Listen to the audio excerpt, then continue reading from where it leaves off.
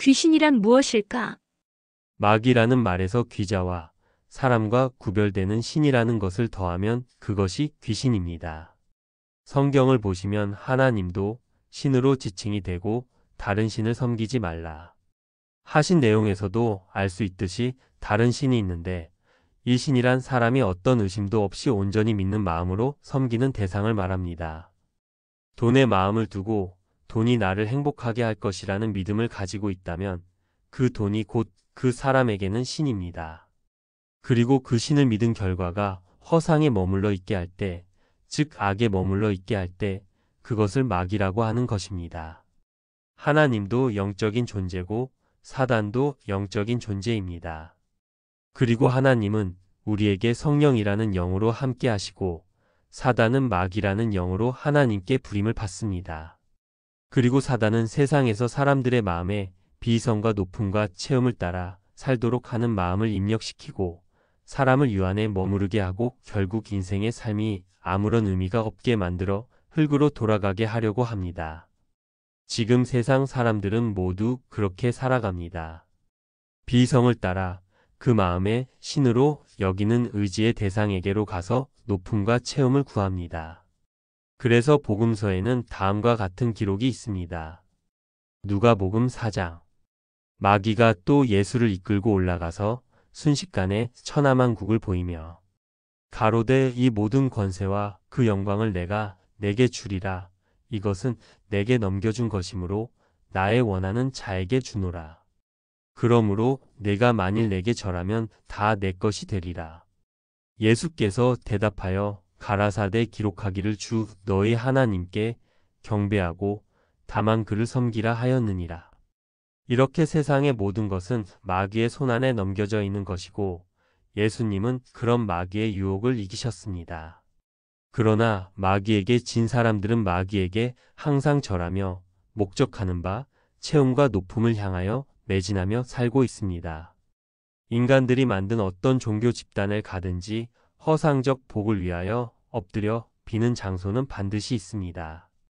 그러나 마귀에 의한 그 매진, 곧 욕심을 부리는 것에는 끝이라는 것이 없습니다. 그러니 결국 아무것도 이루어지는 것은 없고 인생은 공술의 공수거라고 말하며 인생의 무상함을 말하고 흙으로 돌아갑니다. 이 모든 것이 마귀에 의한 마음의 충동질이 만들어낸 결과이고 마귀가 사람에게 그렇게 헛된 삶을 살다가 그냥 가도록 하는 것은 그가 하나님께 부여받은 임무 때문입니다. 뱀은 땅에 기어다니며 흙을 먹어야 하는 벌을 받았습니다. 그리고 영적 존재임에도 불구하고 땅의 기도로 하늘에 살지 못하고 세상에서만 활동하도록 정해진 것입니다. 선과 악의 섭리적 측면에서 악은 선을 위한 필요악으로 상대적 사고를 하는 사람으로 하여금 스스로 악을 피하여 선을 향할 수 있게 하기 위하여 세상에 두신 섭리입니다. 반대로 성령은 낮아짐과 비움을 가르치며 육은 어차피 흙으로 돌아가기는 다 마찬가지이므로 영을 살게 하기 위하여 하나님의 말씀을 그 눈에 보이게 하시고 이전에 육을 따라 살던 길에서 돌이킬 것을 가르치시는 것입니다. 결국 사람은 하나님의 신인 여호와와 성령과 지혜와 예수님을 따라 선을 택하고 영이 사는 삶을 살 것인가? 아니면 세상을 장악하고 있는 마귀의 영이 넣어주는 마음, 곧 악을 따라갈 것인가? 를 자기의 생각으로 판단하여 결심하고 서로 방향이 반대인 두 길 중 하나를 따라가는 것입니다. 물론 스스로 결심을 하고 떠난 길이지만 하나님을 향해 가는 길에서 육신적, 허상적 뱀의 유혹을 견디지 못하고 양다리를 걸치는 자들도 있습니다. 하지만 성령의 법 앞에서는 그 양다리가 불가능합니다. 그것은 판단의 기준인 법이 없는 상태에서만 가능한 일입니다. 그래서 뜨겁지도 차갑지도 않은 미지근한 자들에 대하여 뱉어버린다는 말씀이 있는 것입니다. 귀신이라는 존재는 그렇게 악을 따라 살게 하는 사단의 영입니다. 그러므로 사람들이 높음과 체험을 위하여 어떤 가상의 대상을 만들거나 혹은 선택하여 그 대상을 마음으로 믿고 의지하면 그것이 곧 귀신을 마음으로 섬기는 것이고 그것이 귀신 들린 상태이며 다른 신을 섬기는 상태인 것입니다. 반대로 낮아짐과 비움, 즉 자기를 부인하고 자기 십자가를 지는 삶을 살기 위하여 하나님의 말씀인 성경 말씀을 믿고 성령을 의지하면 그것이 곧 하나님을 섬기는 것이 되는 것입니다. 이렇게 설명해도 여전히 남는 의문이 있습니다. 흔히 말하는 신비적인 존재로서의 귀신은 무엇인가 하는 것입니다. 작두타기를 해도 발이 베이지 않고 분리를 걷기도 하는 등 귀신 들렸다고 하는 사람들은 초자연적인 표적을 많이 행합니다. 그것은 예수님의 말씀대로 사람들의 마음을 유혹하려는 사단의 술수이며 그것은 비이성을 바탕으로 합니다. 사람은 이성과 비이성의 성향을 모두 가지고 있는데 이성은 논리적 사고를 통하여 인식되는 것을 믿는 것이고 비이성은 무논리적인 것을 믿는 것입니다. 이성보다 비이성이 앞서면 그것은 사고하는 기능을 쓰지 못하는 상태가 되므로 사람과 짐승을 구분하는 기준에서 비이성의 상태는 짐승이 되고 이성의 상태는 사람이 됩니다. 그래서 성경은 저들은 이성 없는 짐승 같아서라고 말하며 논리적 사고를 하지 못하는 사람을 짐승이라고 말하는 것입니다. 비이성의 상태라는 것은 제정신이 아닌 상태이고 제정신이 아닌 상태에서의 나는 더 이상 나가 아닙니다. 그러니 결국 비이성의 상태는 진보가 아니라 퇴보가 되는 것입니다. 비이성이 온전히 마음을 빼앗긴 상태는 육신은 살았다고는 하나 흙으로 돌아간 것과 차이가 없는 것입니다. 비이성적 표적은 대개 초현실적 현상을 동반합니다. 그리고 사람은 그 초현실적 현상을 보고 사람 외에 어떤 존재가 있다라는 것을 믿습니다. 하지만 그 초현실적인 힘은 본래 사람의 두뇌 신경이 가지고 있는 능력에 의한 것입니다. 사람의 두뇌의 능력은 측정이 불가능하다고 과학자들은 말합니다. 사람의 두뇌는 하나님께서 만드신 것이고 하나님께서 그 두뇌를 만드실 때에 자신의 형상을 따라 만드셨으므로 그 두뇌의 능력을 완전히 발휘한다면 말 그대로 신적 존재가 되는 것입니다. 그 많은 능력 중에서 비이성의 상태가 되어 정신병에 걸리게 되면 갑자기 힘이 강력해지든지 놀라운 예지의 능력이 생기는 초자연적 현상을 발휘하게 되는데 그것이 바로 비이성적 상태에서 두뇌 이상으로 발생하는 능력들입니다. 환상이나 환각 역시 자기의 의지와 상관없이 비이성 상태에서 나타나는 현상들입니다. 그러므로 결국 그것은 막연하게 생각하는 긴 머리를 늘어뜨린 죽은 자의 영인 귀신이 있어서 그것을 나타내는 것이 아니라 사람이 비이성의 상태가 되면서 두뇌의 질서가 깨져서 나타나는 현상인 것입니다. 물론 아직까지는 가설에 불과하지만 두뇌의 충격 이후에 천재적인 능력을 발휘하게 되었다는 과학적 실험 결과들도 이미 나와 있는 상태입니다. 결국 성령의 인도로 인한 영이 산다 하는 신비적 영역을 이성을 가지고 따라가서 말씀으로 깨닫고 그 이성적 신비를 따라가며 성령을 믿을 것인가? 아니면 반대로 사단을 따라가서 비이성의 상태가 되어 비이성이 만들어낸 초월적인 현상을 보고 마귀의 존재가 있음을 믿고 따라갈 것인가? 에 대한 것은 사람이 스스로 결정하는 것입니다. 그 결정이 곧 자기가 자기를 심판하는 것입니다. 사단은 그렇게 높음과 체험뿐만 아니라 비이성적인 유도를 통하여 흙으로 돌아가게 하는 것을 목적으로 합니다. 아들을 얻으시려는 하나님의 목적을 이루는 수단인 것입니다. 그것은 마치 밀림에 있는 짐승들의 사체를 청소하기 위해서는 파리가 필요한 것처럼 선을 위한 필요악적 요소로서 작용하는 하나님의 섭리인 것입니다.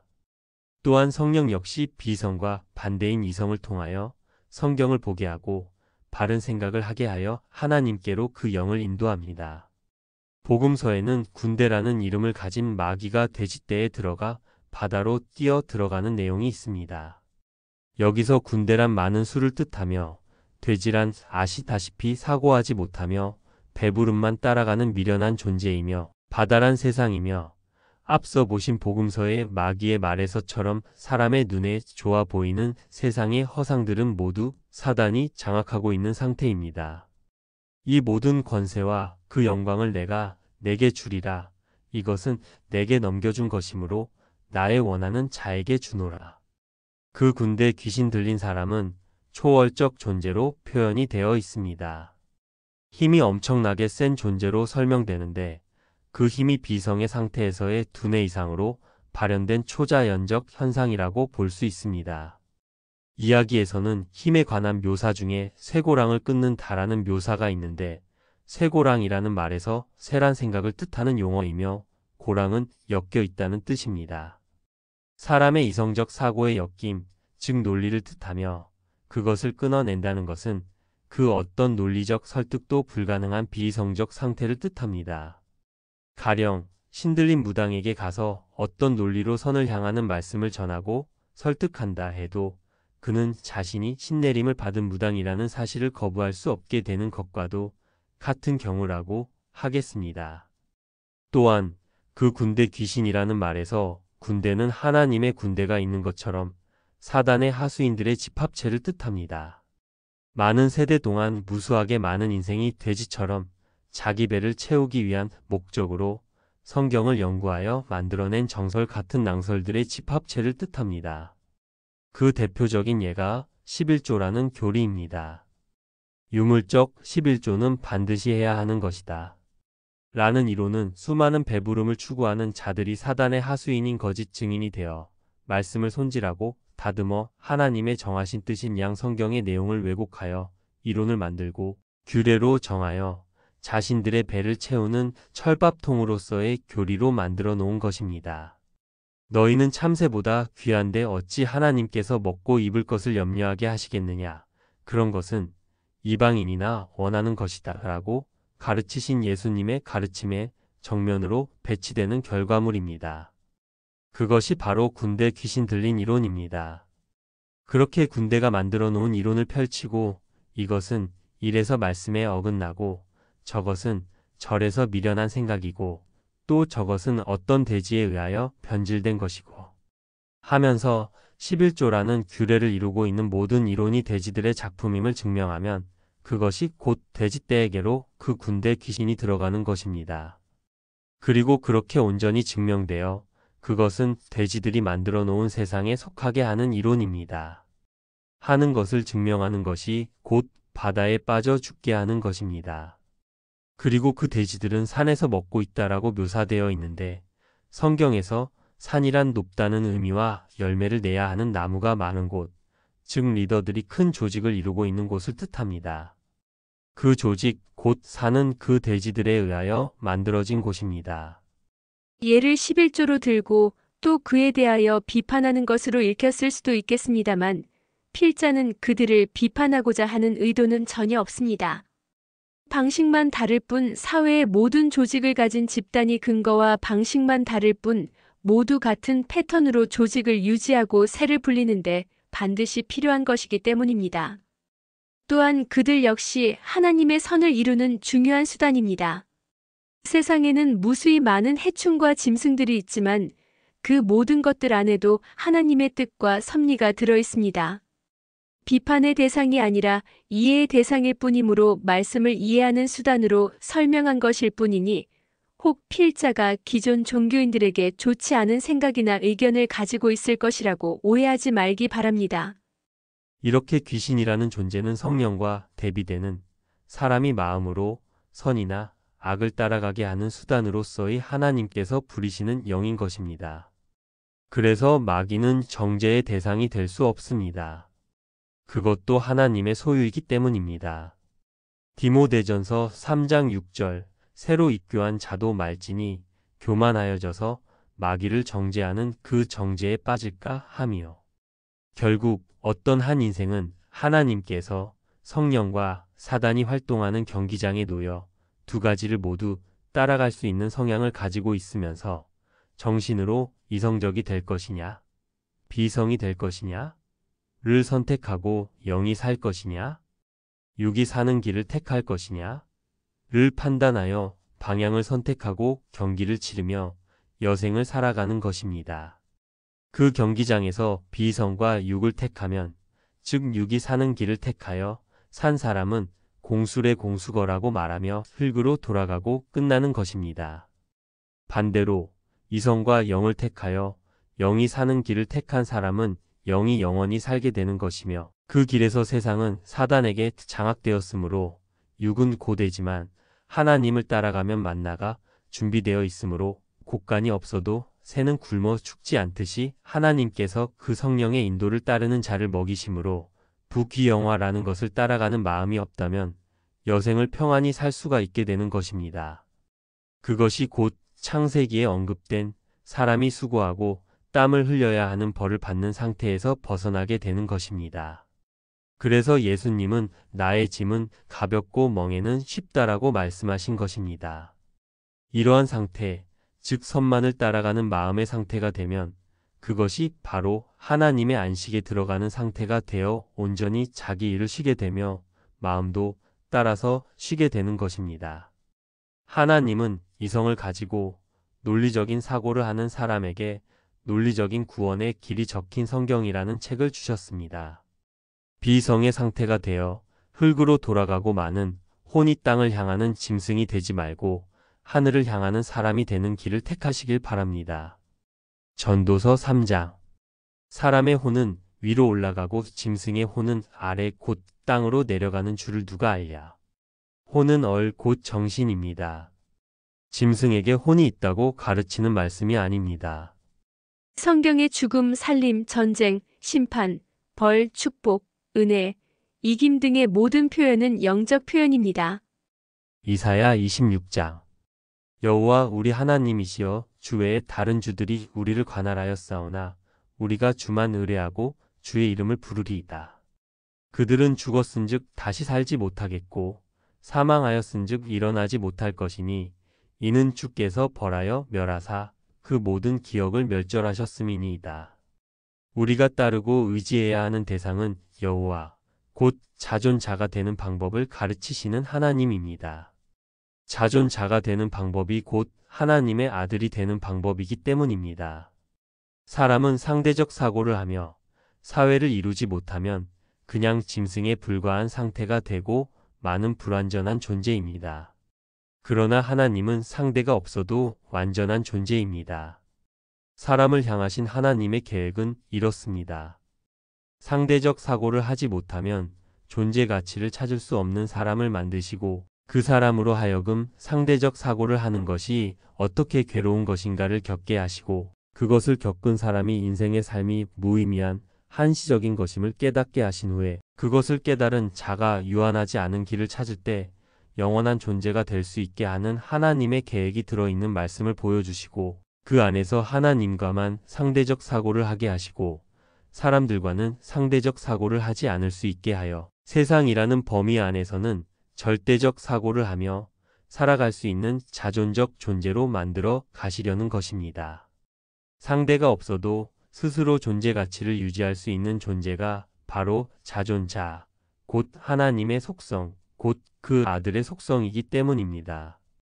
자존자가 곧 영원한 존재이며 시공을 초월하여 언제나 옳은 것을 뜻하는 진리처럼 시공을 초월하여 언제나 있는 존재가 바로 스스로 있는 자입니다. 자존자의 길로 가는 사람에게 세상은 불완전한 상태에서 벗어나는 훈련을 하는 장입니다. 사람은 그렇게 하나님에 의하여 세상에 나오게 되었고 자존자가 되어야 한다는 목적을 가지고 있으며 결국에 유한한 존재에서 영원한 존재로 전환되어 죽음과 관계없는 존재가 되는 것을 목적으로 합니다. 인생들은 흔하게 이런 말을 합니다. 어디에서 와서 어디로 가는지 아무도 모른다. 세상에 어떤 인간도 그것을 아는 이는 없습니다. 하지만 이렇게 하나님의 섭리를 알고 나면 내가 살아가는 이유와 목적, 그리고 나의 근거를 모두 알 수 있게 됩니다. 이런 것을 일컬어 성경은 하나님을 아는 지식이라고 합니다. 호세아 4장. 이스라엘 자손들아 여호와의 말씀을 들으라. 여호와께서 이 땅 거민과 쟁변하시나니 이 땅에는 진실도 없고 인애도 없고 하나님을 아는 지식도 없고 오직 저주와 사위와 살인과 투절과 간음뿐이요 강포하여 피가 피를 디대임이라.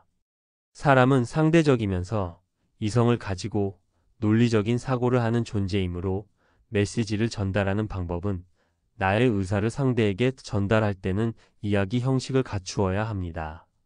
그래서 성경은 사람이 이해할 수 있는 이야기 형식으로, 그리고 또한 세상을 살아가는 사람들이 이해할 수 있는 인간관계 안에서의 이야기로 전개되어 있는 것입니다. 전개가 그렇게 되어 있다고 해서 유한한 범위 안에서 유한한 것에 대한 이야기를 하고 있는 것이 아닙니다. 유한한 것으로 어찌 영원함을 설명할 수 있겠습니까? 유한한 것은 오직 영원한 것을 추론할 수 있도록 비유하는 수단이 될 수 있을 뿐입니다. 전기를 모르는 사람에게 냉장고를 설명하려면 그가 이미 알고 있는 식량 보관 수단을 예로 들어 그것에 비유하여 설명할 수밖에 없는 것입니다.